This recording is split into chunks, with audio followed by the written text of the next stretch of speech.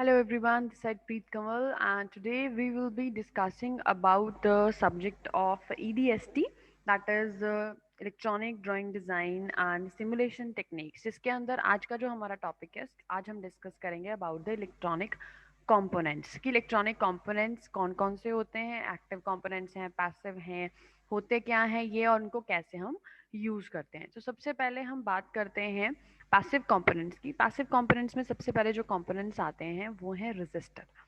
Register है, इस तरह का रजिस्टर है, यू कैन सी हेयर, यहाँ पे आप देख सकते हो कि इस तरह से हमें रेजिस्टेंस नजर आती हैं। अगर हम सिंबल्स की बात करें तो उसे इस तरह से भी रिप्रेजेंट कर सकते हैं, लाइक दिस zigzag फॉर्म के अंदर, और इस तरह से हम उसको रेक्टेंगुलर फॉर्म में भी रिप्रेजेंट कर सकते हैं। Then a component with two leads और connections, then its function in a circuit is to control the electric current flow through the circuit, right तो इसका फंक्शन क्या है सर्किट का? कंट्रोल करना, इलेक्ट्रिक करंट फ्लो को सर्किट के through pass करने से कंट्रोल करना, कुछ पर्टिकुलर वैल्यू को पास करने देना और बाकी करंट को जो है उसको स्टॉप कर देना। तो this is the function of the resistor.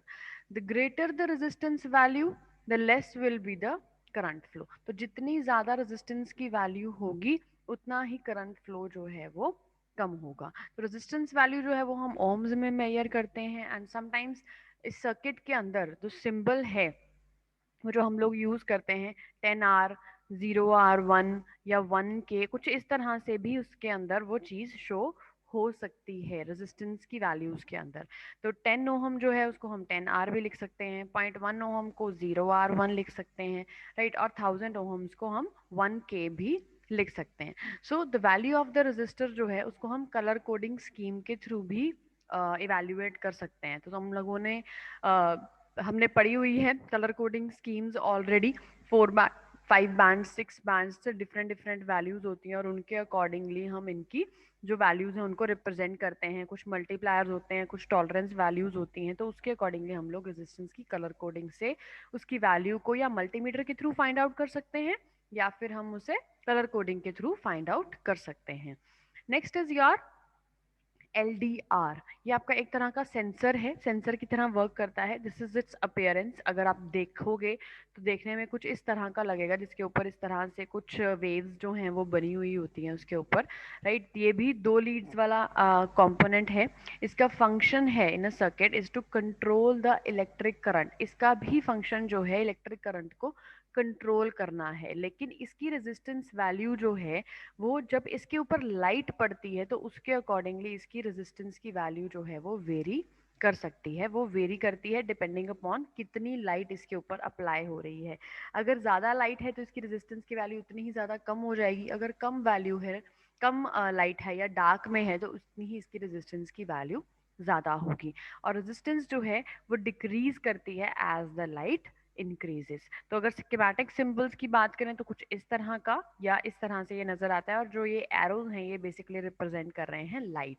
तो लाइट के ऊपर डिपेंड करने वाला रेजिस्टर जो होता है कि जो जिसकी रेजिस्टेंस जो है जिस कंपोनेंट की लाइट पर डिपेंड करती है उसे हम बोलते हैं LDR।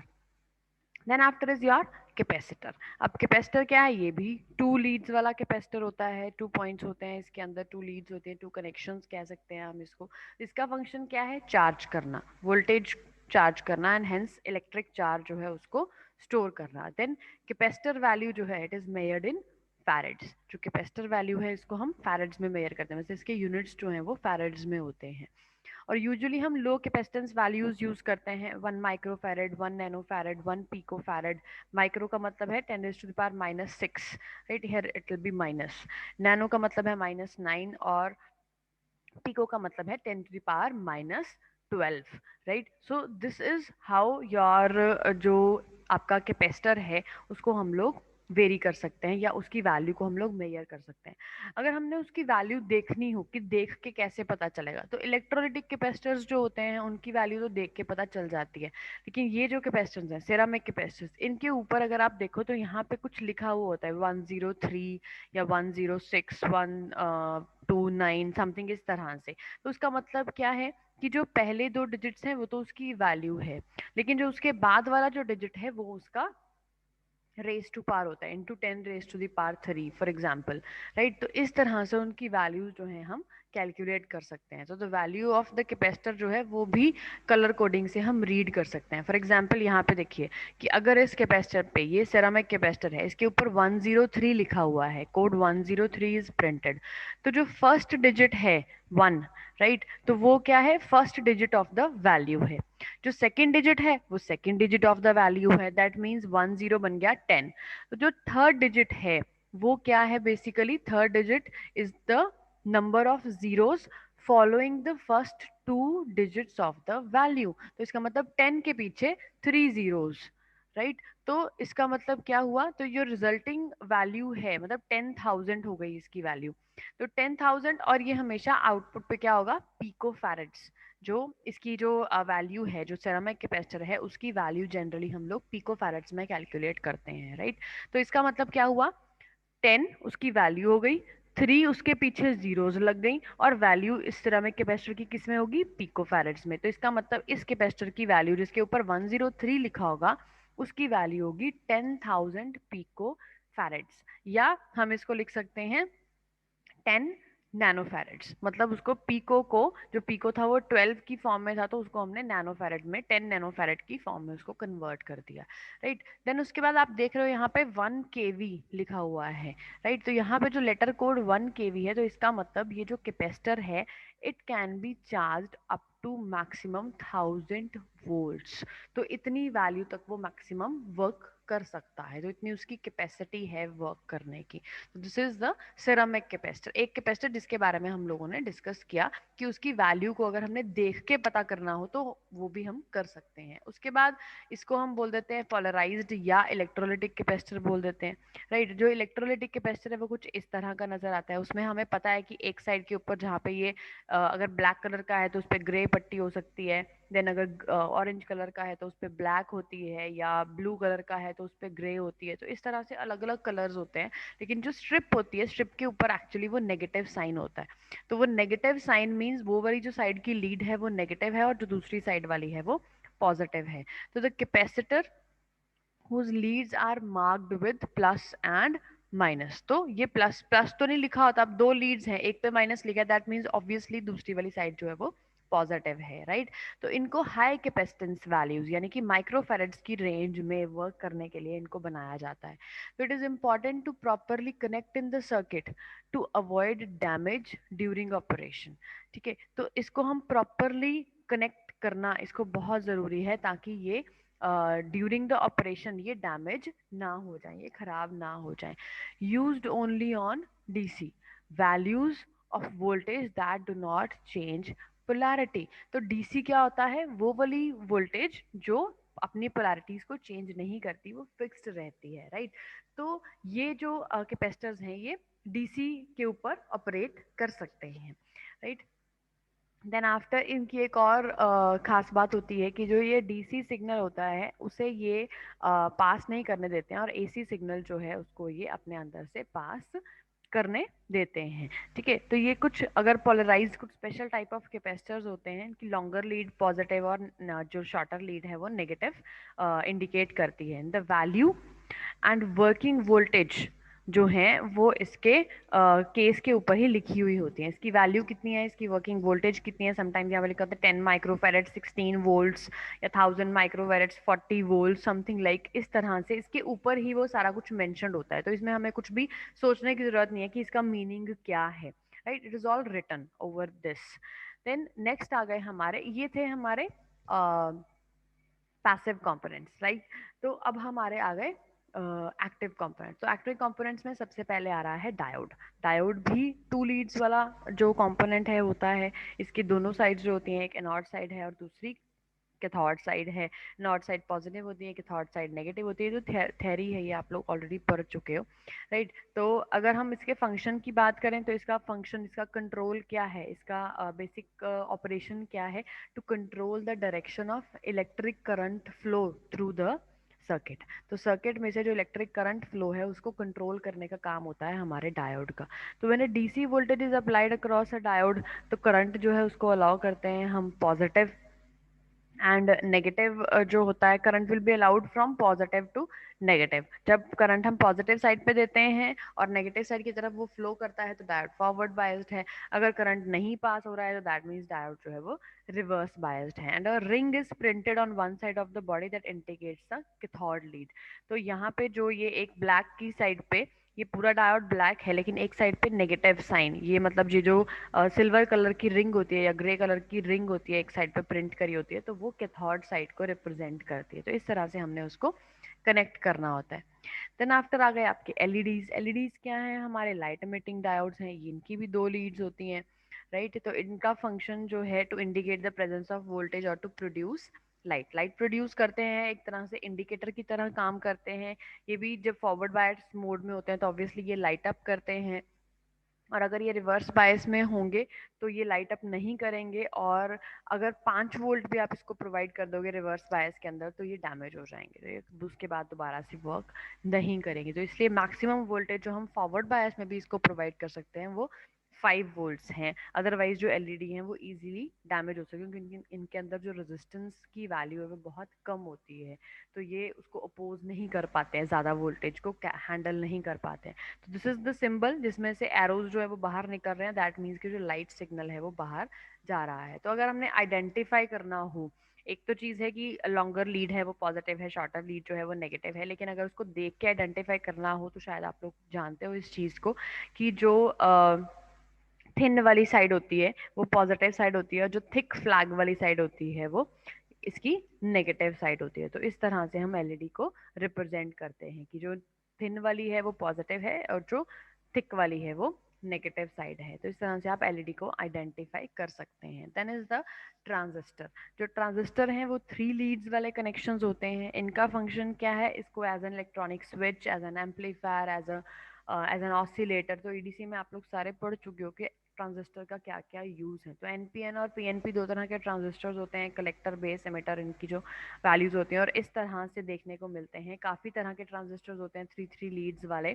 कुछ इस तरह से भी दिख सकते हैं, इस तरह से थोड़े वाइड में भी होते हैं, ब्रॉड में, और ये सर्कुलर फॉर्म जो है इसके अंदर भी हो सकते हैं। तो डिफरेंट डिफरेंट तरीके के जो आपके ट्रांजिस्टर्स हैं वो हम लोग यूज़ कर सकते हैं। लेकिन आप ये देखिए कि यहाँ पे अगर वो ये इस केस वाला है जो राउंड वाला है, तो उसके अंदर अगर 2 लीड्स हैं तो वो भी ट्रांजिस्टर है। उसका जो ये मेन जो ये ट्रायंगुलर पार्ट है, ये जो बर्फी की टुकड़ी की शेप का पार्ट है, राइट, ये बेसिकली कलेक्टर जो केस है उसका वो कलेक्टर की तरह वर्क करता है, राइट। और जो बाकी दोनों है, एक साइड बेस है और एक साइड इमिटर है। और अगर हम बात करें इस तरह के ट्रांजिस्टर की जिसमें एक साइड पे ये इस तरह से एक छोटी सी पिन सी उभरी हुई होती है बाहर की तरफ, तो उसके क्लोज जो सबसे ज्यादा पॉइंट होता है वो इमिटर पार्ट होता है, उसके बाद बेस और उसके बाद कलेक्टर। तो सी बी ई इस तरह से, मतलब वो सी बनती है उसकी। और जो ये सी बनती है उल्टी सी, देखो ये उल्टी सी बन रही है, जिसमें से ये वाला जो पोर्शन है वो एमिटर साइड है, दूसरी साइड कलेक्टर है और सेंटर में बेस है। और अगर हम नॉर्मल सिंपल इस तरह के जो सामने से इस तरह सा का दिखता है, अगर उस तरह के ट्रांजिस्टर की बात करें तो उसमें लेफ्ट साइड कलेक्टर होगी हमेशा, सेंटर वाली बेस, और राइट साइड वाली जो है वो एमिटर होगी, उसको सामने से अगर आप देखेंगे। इसी तरह से अगर आप इस तरह का कोई ट्रांजिस्टर है जो ZTX सीरीज का ट्रांजिस्टर है तो इस तरह से होगी वो CBE। तो मतलब आप ट्रांजिस्टर को देखकर उसकी जो कॉन्फ़िगरेशन है उसके हिसाब से you can come to know कि इसकी इस ट्रांजिस्टर की पिन आउट को देख के आपको पता चल जाएगा, टॉप व्यू को देख के आपको पता चल जाएगा कि आपका जो ट्रांजिस्टर है वो किस तरह का है, राइट। और उसकी बेस, कलेक्टर और एमिटर पॉइंट्स जो हैं वो कौन कौन से हैं। तो ट्रांजिस्टर को देख के, इस पिन आउट को फॉलो करके यू कैन फाइंड आउट कि ट्रांजिस्टर को कैसे आप लोगों ने कनेक्ट करना है। तो जनरली कलेक्टर बेस एमिटर ही होता है, लेकिन कई कई जगह पे जो है वो इसमें कॉन्फ़िगरेशन जो है वो चेंज हो जाती है।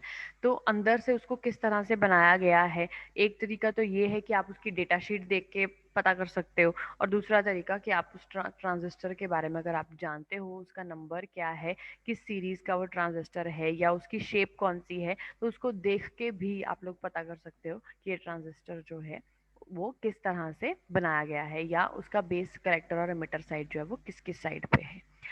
देन लास्ट में आ गए हमारे इंटीग्रेटेड सर्किट्स। अब इंटीग्रेटेड सर्किट्स क्या होते हैं, जैसे 40 पिन, 8 पिन, 16 पिन, अलग अलग आईसीज होते हैं, 20 पिन, अलग अलग आईसीज होते हैं हमारे पास। एक एक पूरा आईसी का पैकेज होता है, राइट। और हर एक जो आईसी है उसके अपने फंक्शनल सर्किट्स होते हैं। तो हमेशा उसकी डेटा शीट को रीड करके उसके फंक्शंस को हम लोग फाइंड आउट कर सकते हैं। जैसे 555 टाइमर है फॉर एग्जांपल, तो उसमें हमें पता है 1 पॉइंट जो है वो एक साइड पे है, वहाँ से 1 से 4, उसके बाद 5, 6, 7, 8, और उनकी वैल्यूज़ क्या क्या हैं, वो कैसे कैसे कनेक्ट होने हैं। तो ये स्कीमेटिक सिंबल है, ये उसकी फोटोग्राफ है, इस तरह का वो दिखता है। इस तरह से आईसीज होते हैं। ये डिप आईसीज हैं सारे के सारे, ड्यूल इनलाइन पैकेज आईसीज होते हैं। और ये जो इस तरह के आईसीज होते हैं ये 4 in 1 पैकेज जो है FIP आईसीज होते हैं, 4 in 1 पैकेज वाले आईसीज हैं, राइट। तो अगर हमने आइडेंटिफाई करना है तो ये नॉच से हम लोग उसको आइडेंटिफाई कर सकते हैं। और नॉच के साथ एक यहाँ पे सर्कल हमेशा बना हुआ होता है। तो वो सर्कल क्या शो करता है, नॉच के लेफ्ट साइड से या सर्कल के लेफ्ट साइड से जो है वो हमेशा हमारा पिन नंबर 1 जो है वो स्टार्ट होती है। And it always goes from 1 to like this, right. चाहे वो 8 पिन का है, चाहे वो 20 पिन का है, चाहे 28 का है, चाहे 40 पिन का आईसी। और हमेशा जो ड्यूल इन लाइन पैकेज वाले आईसीज होंगे वो हमेशा इवन नंबर्स के आईसीज होंगे। 4, 8, 16, 20, 28, 40 जैसे भी बन रहे हैं आईसीज आपके। तो ये मोस्टली जो है वो हमेशा इक्वल, क्योंकि दोनों साइड के ऊपर इक्वल जो हमने रखनी है, ये पिंस, नंबर ऑफ पिंस जो हैं वो दोनों साइड्स के ऊपर इक्वल रहेंगी। तो इसलिए हमेशा इवन नंबर ऑफ जो हमारे पॉइंट्स हैं वो कनेक्ट होंगे यहाँ पे, राइट। तो ये हाफ मून या ये नॉच जो है उसके लेफ्ट साइड से हमेशा पिन नंबर 1 स्टार्ट होगी। तो इस तरह से आपका जो आईसी है उसको आप देख सकते हो, right. Then after is battery है। Battery is your DC power supply in the form of battery, जो हम लोग उसको कनेक्ट करते हैं। It can be in the form of piece of electronic equipment which is plugged into 230 volts AC main supply के साथ उसको connect कर सकते हैं। फिर वो डीसी पावर सप्लाई जो है वो उसको मेंस को डीसी में जो कन्वर्ट करते हैं, कुछ सर्किट्स लगाते हैं, फिर उसके बाद डीसी सप्लाई जनरेट कर सकते हैं। या ऑलरेडी बनी बनाई डीसी पावर सप्लाई बैटरीज जो हैं वो हमें मिल जाती हैं, राइट। तो इस तरह से हम उसका सिंबल यूज करते हैं, कुछ स्कीमेटिक सिंबल्स या इस तरह से, या इस तरह से हम उसको यूज करते हैं कि हम बैटरी यूज कर रहे हैं। इस तरह से 9 वोल्ट डीसी बैटरी या सॉरी वेरिएबल जो आपकी सप्लाई है उसको हम लोग यूज कर सकते हैं। That is your battery.